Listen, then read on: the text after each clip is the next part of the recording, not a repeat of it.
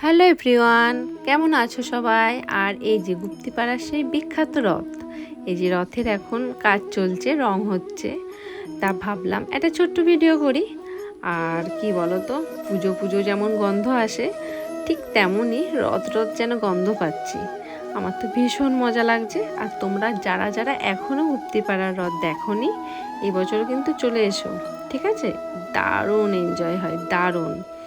আর জানো তো, রথ মানেই কিন্তু বৃষ্টি, তারও মধ্যে আনন্দ হয়। এই যে দেখো, বৃষ্টি শুরু হয়ে গেছে। মানে বৃষ্টি না হলে রথের চাকা ঘোরে না। মানে কাদাতে রথ টানতে যে ভীষণ মজা, মানে একটা আলাদাই আনন্দ।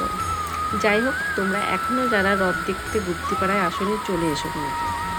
আর হ্যাঁ, এই যে এই দুটো কি বলো তো, আর এই দুটো কোথায় থাকে, রথের কোথায় থাকে, আমাকে কমেন্ট করে কিন্তু এটা বলো। আর দেখো, এনাদেরও কিন্তু সাজুগুজু পুরো কমপ্লিট।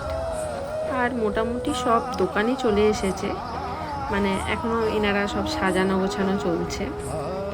আর এই যে দেখো, কত নাগরদোল্লা, মানে এটা ওটা অনেকেই এসেছে।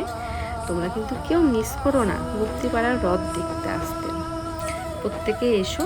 আর কারা কারা এসেছিলে আমাকে কমেন্ট করে কিন্তু বলো।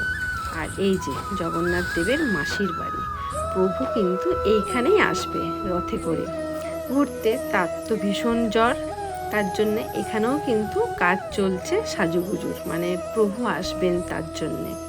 আর রথ মানেই কিন্তু জিলিপি। ও, আমি তো ভীষণ একটা গন্ধ পাচ্ছি। মানে জিলিপি না হলে যেন রথটা চলে না, যে কোনো মেলায় জিলিপি স্পেশাল। তা টাটা সবাইকে। আর আমার ছোট্ট ব্লগটা কেমন লাগলো প্লিজ কমেন্ট করে কিন্তু বলো। টাটা।